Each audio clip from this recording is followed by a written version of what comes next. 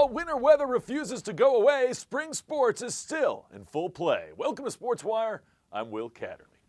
The first blooms on the trees, the warmer weather, the bright sunshine as spring begins and winter retreats. Well, not really. But that wouldn't stop opening day across the county as several games pressed on, and some, like Tucker vs. Deep Run softball, added plenty of drama and late-inning heroics. Chilly night at the home of the Wildcats. Some Deep Run fans, some Tucker fans warming up. Already 3-1 Tucker, bottom one. Deep Run trying to come back. Runners on the corners. This will help. Ball gets away from the catcher. And Allison Yezi scores to make it 3-2. Emmy Collins on the mound for Tucker. Does not get rattled, however. Comebacker right at her. She gets a big line out. Trying to put away this Wildcat rally, and she does so with the final out. Another one right back at the mound, gets a force out at home. So Tigers limit the damage, 3-2 after one inning of play. Next inning, it's Angela Sperando, Deep Run's pitcher, on the mound, looking good in the second. Gets a strikeout of Bailey Rod right there. And next up, Alex Collins, swing and a miss. She is out on strikes to complete the play by throwing it first. Catcher dropped the ball, but same inning, great base running by the Tucker Tigers. Hannah Mahan gets a hit here. Okay, 2-out single, no big deal. Later, though, she's on second. Watch what happens. This ball is looped and to the shortstop, throw to first. Not in time. Alert base running. The runner goes all the way from second to home. Tucker adds a very, very big run. 4-2 would be the score. Claire Hoover takes over on the mound for Tucker. Selma Dombrowski in the third. They call her Salami. She got it. She does not have it. All the way to second, they do score a double. It leads to this. It's an RBI ground out by Yezi. 4-3. Wildcats. Dombrowski comes around to score. Wildcats not done. Deep Run's Maddie Guttermuth. That dog will hunt. Finds a hole. Base hit. And an RBI for Guttermuth. And the Wildcats, brand new ball game with Tucker. It's now 4-4. Let's go to the fifth inning. Olivia Sigler with a boomstick. The deep fly. Oh, cannot get it. And it's costly because with a runner on second, Selma Dombrowski, salami. Oh, 110 pounds, and I'm just guessing that ball will see ya next time. A two-run shot, and the lady of the hour, Dombrowski, salami, cuts into one. 6-4, Wildcats lead. We go to the seventh, last chance for Tucker. Hoover, a single, gets things going for the Tigers. Later, this pitch just inside the walk would load the bases for number 44, Abby Harris. And Harris, spotlight on her. She delivers. Ground ball, base hit up the middle. 1-run scores. Here comes another. She'll score. Harris and the Lady Tucker Tigers have tied things up at 6. Ashley Lane, next batter, finds a lane. 1-run scores. Another one's coming across. She will be safe at the plate. And Lane, 2 RBIs on the double, and it's 8-6. Tigers still not done. Bailey Rod. Boom. Gonna knock in Lane. 9-6 Tucker. 5 runs in the seventh for the Tigers. They come all the way back. Bottom 7, last chance Wildcats. Tigers get the final out all the way back. Down 2 runs in the seventh. They score 5 times in the frame. A little passion. 9-6, they win it. That's the final. It's one of the toughest accomplishments to earn in sports, the no-hitter. The elusive no-no requires great command, great defense, and usually a little luck, no matter how dominant a pitcher may be on any given day. Of course, for Kenneth Jackson and Glenn Allen, getting some help from the offense wouldn't hurt either. Jaguars looking for a win in their home opener. As I mentioned, the aforementioned Kenneth Jackson. Second inning, gets the strikeout right there, taking on Henrico. Warriors, after pitching a good frame in the first, run into trouble in the second. Justin Walton draws a walk. Later it would lead to this. That's a line drive, base hit.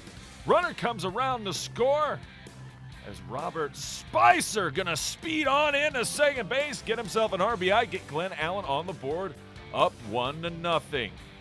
Jags not done, right back where it came from. That's a base hit. Runner comes around to score as Spicer crosses home plate. And then, ball getting away. Nice throw to third. Can't make the tag. Runner's going to come home as well. Another run scoring for the Jags as Casey Richardson, who delivered that second RBI on the single, also scores a run himself in the same frame. They put a 3-spot on the board in the second. Later on, back to Jackson. Action, Jackson, strike him out. Sit him down. Jackson still not finished. Fires. Ooh, a low strike zone and some heat on it as well. It's a missile for Jackson. He gets the strikeout. So, Glenn Allen back to work on offense. Why not help yourself, Kenneth? KJ deep, all the way to the wall. In right center. Gets things going with a double. So Jackson still hadn't allowed a hit. Now he adds a double to his repertoire and resume in this one. And Glenn Allen, good teams, take advantage of this. And they will. Number 5, RBI Andre Fleming. Runner comes across the score. Pinch hitter for the pitcher. Cameron Wheeler wheels on in. It's 4-0 after 3. More runs to come. This time in the 4th. Lucas Bauer with a single. Get the Jags rolling, and then this is why you run it out, kids. It's to pop up, and it finds a spot. Jags going to have a couple runners aboard, and it sets the table. Big moment here, and it's a line drive, base hit again. Casey Richardson swinging a hot bat. 2 runs come across the score.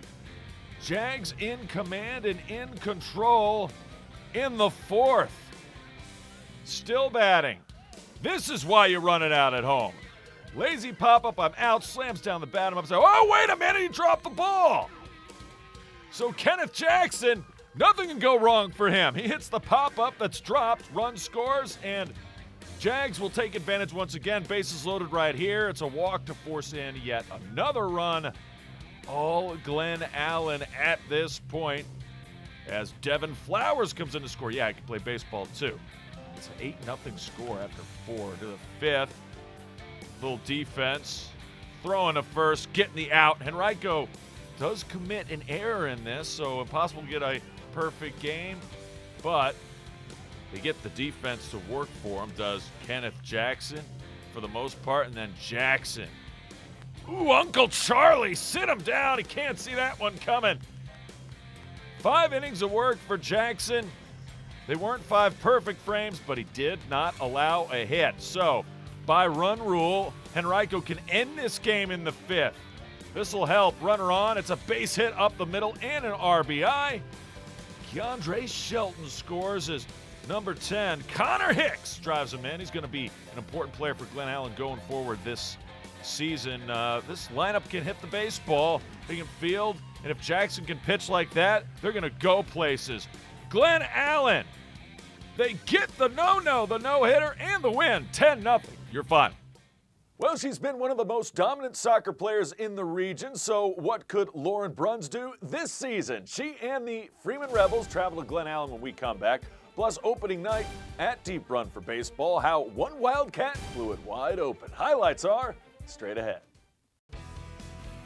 Don't always have time to watch Sportswire on your TV? No problem. Episodes are available anytime on the web at watchsportswire.com. And it works just as well on your phone. Watch Sportswire anytime, anywhere at watchsportswire.com. Welcome back to Sportswire. Well, Godwin and Deep Run stole the show when it came to girls soccer in 2017. One team right there knocking on the door was and still is the Freeman Rebels. One reason, the play of forward Lauren Bruns. Bruns scored 37 goals last season as a sophomore and was looking to get off on the right foot again as a junior at Glen Allen. So we head to Glen Allen, another chilly night as these two teams meet up. So how long would it take for Lauren Bruns to really get it going? Well, we start off the keeper with the kick, and it's going to find the feet of Bruns, and she's off to the races, and she shoots. She scores. Easy squeezy lemon peasy, or so it looked. Bruns and the Lady Rebels already up 1-0 over Glen Allen in the first half. You know what, though? The Jags had their opportunities as well, still in the first half, trying to get the equalizer. Still early in the first half, centering passes there. So is Freeman. It was a good look. Could not execute. Rebels looking to go up 2. Is she offside? Flag doesn't go up. Ball does go in. And Bruns finishes the play. 37 goals a year ago. She's already got 2 in this game. It's just the first half, 2-0. Freeman. Glen Allen trying to draw one closer. Corner. Good-looking ball. Nobody home, though. Save Freeman. Rebels. Can they go up 3-0? Well, Abby Cook was sensational in net for Glen Allen. Watch a shot by Shannon Gold off the woodwork. Can't quite make it in. Eventually, Glen Allen's going to get clearance here and get rid of the ball. Great attempt. Now here comes Bruns. Bruns looking. Here it is again. Oh, similar looking play. And this time, number 11 can't get it in. The follow, no. Sarah Halsey couldn't do it. Ashley Hemp couldn't do it. There's a shot right on net again. Cook was cooking in net. She made some really good saves in this one. None better than this one. Off the outstretched hand and off the woodwork. Ashley Hemp, what a save from Cook. 2-0 at the half. So, Freeman, this is a beauty. This time she shoots, she scores! Goal! From over 25 yards out, Shannon Galt makes it 3-0 Freeman. And even though they were up big, they weren't necessarily, well, they did control possession, but Glen Allen did have their chances, and Freeman would have a chance to make it 4-0 right here. Inside, I missed something in here. Off the woodwork again, off the post. No goal for Freeman. Galt almost adding number 2. Great run out here, though, by the Lady Jags. Watch that perfect pass. Nice job. They're going to center it in, too. Anybody home? Oh, no, not quite. Can't get the goal. And finally, one more chance for Glen Allen. Not going to get it. Freeman wins 3-0. Back to baseball now. A lot of moms and dads huddled up and dressed for winter weather as Deep Run has their home opener against Maggie Walker. First inning, trouble. There's trouble, but number 30 gets rid of the trouble. Scott Sweeney, a sweet catch on the line drive. Meanwhile, Wildcats in business. Runners on third, runners on second. Yeah, Ducks on the pond, or Wildcats on the pond for Deep Run. What would happen? Strikeout swinging. Get out of trouble. Less than 2 outs. Also, Deep Run could not take advantage. Still no score. Not for much longer. A great bunt. Errant throw to first. Maggie Walker scores off the pitcher Brandon Hill. And all of a sudden it's a 1-0 lead. Justin Hood comes in relief, and that's a straight-up nasty change or curve. I can't tell which that was. Either one was off speed. And then dropping it in. Uncle Charlie again. And Hood, one of the great returning starters from last year. You know who else was great last year? Ben Lineberger with some relish and mustard. Hustles on in the third. It's a triple for Lineberger. And Deep Run is set up for this. It would lead to this. Line drive, base hit. Hayes fallen. Has risen with an RBI single. Tying it up at 1. Deep Run not done. Runner at third now. Deep fly. Good enough for a sac fly. It's an RBI for Nick Noonan. And 2-1 Wildcats. Later on, adventures at shortstop and third for the Green Dragons. That one gets away. Another run comes around to score. Wildcats have plated 3. Still in the inning. This one to third base. It's a cold day, folks, and sometimes these things happen. Errant throw again. Runner comes in to score. This time, number 3, Brooks Maisie. Wildcats looking for more. That goes over the head almost to the mulch and out of the park. Not quite. Easy squeezy lemon peasy run comes across the score. Wildcats put a crooked number up on the board in the second. It's a 5 spot. 5-1 Wildcats, more hoodie. They just can't get to that ball. Strike him out, sit him down for Justin Hood. He was sensational in on relief. Another strikeout, his 4th of the afternoon. Wildcats just getting started. Well, remember when I told you Wildcats had the bases loaded, couldn't do anything about it? Yeah, well, they had bases loaded again. With a chance to do something about it. Eli Wiesner, get yourself some, son. That ball will see ya next time. It's a grand salami. And yeah, Salami hit one earlier for deep run softball. Eli Wiesner hits the old-fashioned grand slam home run to break it open, and the Wildcats take care of business. 11-1 your final. It's back to the diamond when we come back. Tucker looks for a home win over Meadowbrook. How some great pitching helped the Tigers' cause. Plus, Godwin and Glen Allen get after it in girls lacrosse. That's next. Morning, Gary. We are GetSchooled.com. You want a college education, don't you? You know you do. Yeah, but I don't know where to start. That's why we're here. We're free, handsome, I think we're breathtaking. and here to guide you through every step of the way, starting with attendance.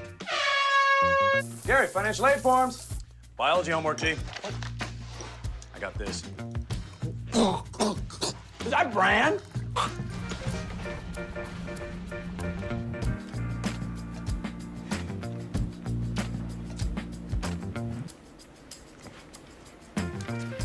Colleges love extracurricular activities. Chess really isn't my thing. I got this.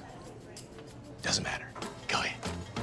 Picking a college, man. You and us go together like tacos and Tuesday. And I love tacos. Fire and ice. Those don't really go together. Go to GetSchooled.com for more info. Welcome back to Sportswire. Let's go up tempo. Plenty of top-ranked teams were in action across the area, but no game maybe raised more eyebrows than Hermitage's 6-5 win over Lee Davis in baseball. The Panthers won in 8 innings, thanks in large part to Ryan Rodriguez, who tallied 3 hits and 2 RBIs in victory. Speaking of big wins, Godwin was on the right side of a 4-3 victory over Hanover. Both top 5 ranked teams to start the year. The Eagles were led by Bryce Safarwich with 2 runs on 2 hits, and Brock Behringer, who had 2 hits and an RBI. To ladies soccer now, where Deep Run had a huge 1-0 win over Collegiate. The only goal came in the second half, where Emma Schwartz scored off a header from a corner kick to give the number 5 Wildcats a victory over number 2 Collegiate.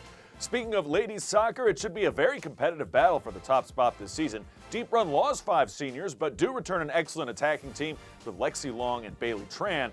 They made the state semifinals last year. Meanwhile, Freeman is coming off an 11-6 record. But 5 of those losses came to last season's top 2 teams. 3 to Deep Run, 2 to Godwin. 8 starters returned, including, of course, attacking star Lauren Bruns. And when it comes to tennis, Deep Run returns 5 juniors, including last year's unbeaten Brooke Conitzer and 1 loss Audrey Butterworth. Emmy Levinson of Freeman didn't lose a match until she faced last year's state champion Nina Sorkett. She gives Freeman a chance for the regional crown, while Emily Wirt of Godwin comes back for her sophomore season after being named on the All-Metro team as a freshman in 2017. Well, back to the diamond now. Tucker Tigers looking for a home opening win wearing their cool camo against Meadowbrook. This guy was outstanding. High cheese. Meet Joey Zanetti, the starting pitcher for Tucker. First inning, first out, gets a strikeout. Second out, gets a strikeout on the corner with a fastball. 2 up, 2 down. How about the third batter, Zanetti? Uncle Charlie gets a strikeout, swinging. Nowhere near that one. Strikes out the side in the first. Later on, Tigers trying to get on board. They will. Runner on third. Wild pitch or pass ball. Not sure how they scored it. Guess who scores? It's Zanetti. He's doing everything, folks. Gets the first run on the board for Tucker in the bottom of the first. And after 1, it's 1-0. Back to Zanetti. 4th battery faces of the evening. Strikeout swinging. How about the fifth batter? What's Zanetti going to do here? What do you think? Strike him out, sit him down, inside corner, fastball at the knees. Great control from Zanetti. Struggled with his second pitch early in the game, but really found it using his fastball. Outside corner that time. Gets another strikeout. Unbelievable by Zanetti. Still third inning. Still 1-0 game. Strike him out, sit him down. That's 7 in a row if you're counting at home. Zanetti gets another K. Zanetti strikes out 8 of his first 9 batters he faced.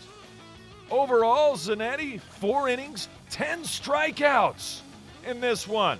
Coach Didlake likes to play a little small ball. That means moving runners with the bunt and using steals and hit and run, and it's going to pay off for Tucker here. Runners at second and third. Lead of this. That ball is hit to short. The throw to first. Nice looking play there. They go to third. Can't get him there. And a runner comes across the score. So Tucker manufacturing runs, making the defense play on their heels a bit. That's 2-0. Still not finished. Run's going to come around to score here to make it 3-0. And Tucker goes on to win in this one. 5-1 your final. Time for little ladies lacrosse, shall we? Godwin taking on Glen Allen at home. She shoots, she scores. Lady Eagles scoring early and often in this one. Anna Grace Hampson, the senior midfielder. She finds it back of the net. Early lead for Mills Godwin. Now this year, the Eagles have a freshman in net. That's the keeper right there, Amber Stallings. She takes care of business. So the freshman doing her work. And then on the break, number 22, Grace Matt's going to find her teammate in the corner. She shoots, she scores. Annie Bartley and company, and Mills Godwin getting it done. Number 14, does she look familiar from winter sports? She should. Great pass and feed, finding her teammate. It's Annie Bartley finding the back of the net. Number 14, Stephanie Bunce, great basketball player for Godwin. They'd have a 3-0 lead in the first. Later, Godwin still on the attack. This time, it's Bunce. Tell you what, Stephanie Bunce was either in on the assists on a goal or scoring herself. She takes care of that one. And it puts in the back of that 4-0 at that point for Godwin. It's going to be more. Here comes Bunce again. What a move. Top shelf. She shoots. She scores. Looks comfortable doing it. Yeah, okay. And Godwin with the lead. Glen Allen trying to respond. Looking, firing, finding. She scores. Jags finally on the board. Nice pass. Good finish. Goal. Glen Allen, but later on the penalty. Yeah, even the keeper's out of the box on this one. Number 4 is going to finish the job. Landon Bostaine, one of 2 freshmen on the team. I talked about Stallings, a keeper. Bostaine, midfielder, also a freshman, 6'1". Godwin, second half, third quarter. That ball goes off of 2 Glen Allen players and into the back of the net. It counts for Annie Bartley, as once again the sophomore scores to get into it. More adventures in net. It's hard to score this one. It goes off the keeper's stick and somehow bounds into the net on a missed pass. Some days are just, things just go your way. Sometimes they don't. It's another goal for Godwin. They're not finished. Great look inside, slashing to the net. She shoots, she scores, and Goldschmidt, she finds it back from that as well. All Godwin all night. They're going to work the ball around. A little 4 corners offense already with the lead in hand. And yeah, finish it off. What a goal by Bostaine. Godwin gets the win, 11-2. Remember, if you have questions or comments about the show, just send me an email to this address, sportswire@henrico.k12.va.us. And you can always follow us on Twitter. I can't wait to see you next time on Sportswire.